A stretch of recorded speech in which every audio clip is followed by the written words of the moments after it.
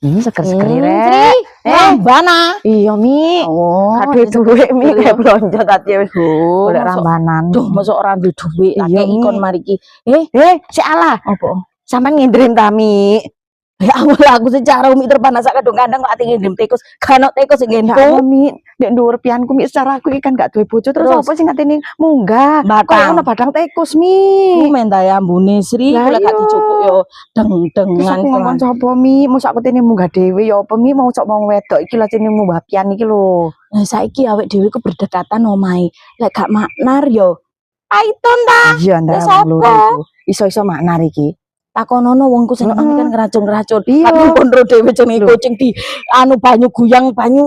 Iku lho apa jeneng umat iku lho sak Astagfirullahaladzim, ya Allah, menan maknar lek kok maknar sih, iku. Rek. Aku ro Iya. dhewe Sri, aku ro dhewe. Aku iki kok ora sing ngomong-ngomongan halu no ora ro dhewe Astagfirullahaladzim, aku ya menan lek maknar. Allah. Kok iso sih yo? Mbok mek gusaan tok ngono Ah, iya ora kucing usah lak malati ya ya. Ya temenan ta. Aku masih wedi kucing tapi ora wani gusak mek. Iya Ngene. ta Mi, gak woleh nemen Mi. Paranono maknar. Iya sik mari ki atene ambek nani iki mari kita puaranane Wis wong kon iku. lek gak duwe beras njupuk nang omahku Ya Sri. Mi engko aku rono ya Mi. Iya, aku ate marani anu kuwi jumi Apa? ati ku lho saken rupane kok ora tau tumon tak pertakne rupane. Oh kok ya loro. wis ya. Ya Mari wis. ate nang maknar aku. Iya. Gae kok wis gak krungu tikus gemblodak nek ndukur plafon ya.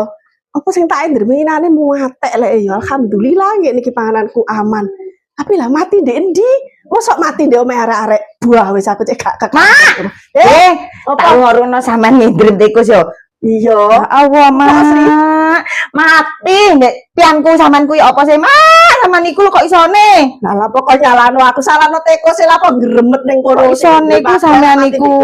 Kane Sri kok gak ono. Enake sampean terus aku ya apa ngene iki nono di pawonku ngene iki. Ya kok ngono wong sih salah kon yo gak dibojo ya. Mosok ya kate aku. Lah wegah. Ya buruana, Mak. Lah kan sampean sing ngendrim. Lah mae sapa ngomong-ngomong aku. Ya kate. Bapak tikus-tikus sampean ndek kene ndek omahku gak tau nek gemblodak. Lataran masa tikusku lho tikus e Oh. tikus iku gremet salah kon lho tikus e gawe digede sak kucing-kucing Oh ya Allah, ngomong-ngomong kucing ya Allah mandikanani Umi. lapo Sampeyan jarene senengane nyiram kucing yo. Ya Allah, Mak, sampean ku malati, Mak. Hati-hati sampean kok koyo ngono dadi menungso.